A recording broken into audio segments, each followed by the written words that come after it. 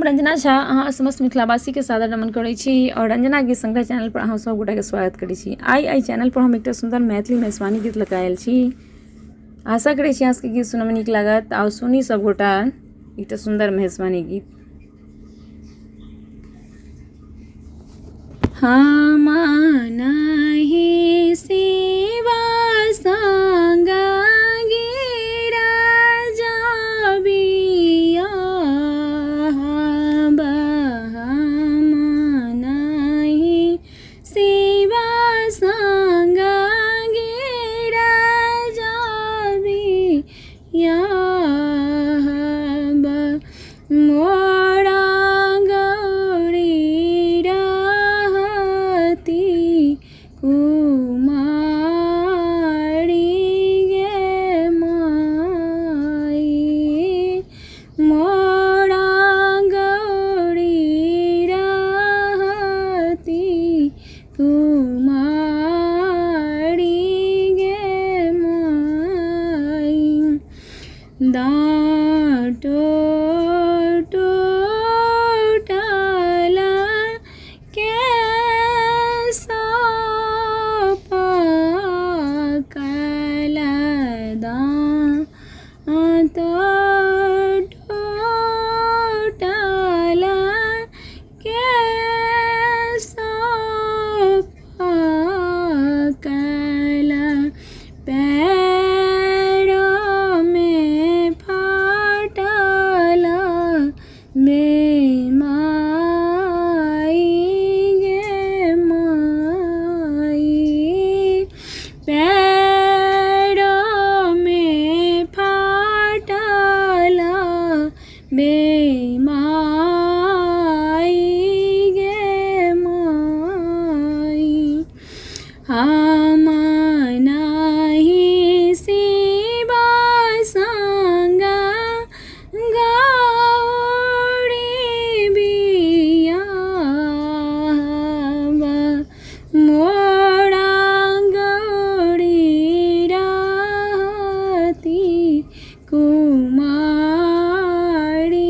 गे माई, मोरा गौरी रहती कुमारी गे माई, गौरी लाए भागवा गौरी ला पड़ाए, गौरी लाए भागवा गौरी ला पड़ाए, गौरी लाए नैहरा पड़ाब गे माई, गौरी लाए नैहरा जैब गे माई, मोरा गौरी रहती कुमारी गे माई, भूत प्रेत बड़ियाती अनलनि, भूत प्रेत बड़ियाती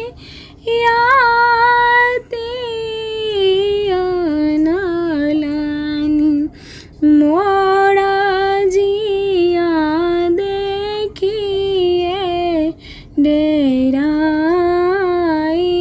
गे माई, मोरा जिया देखी गेल डेराई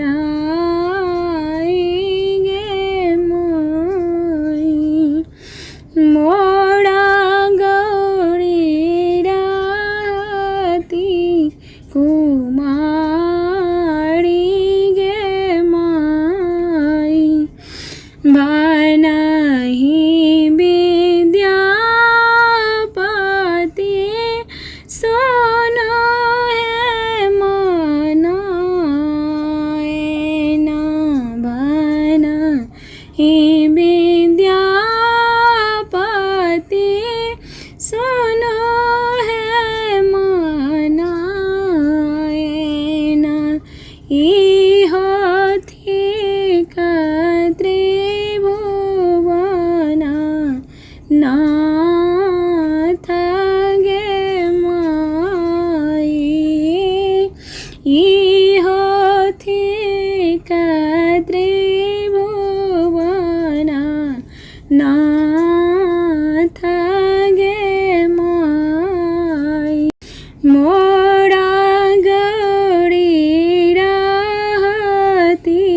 कुमारी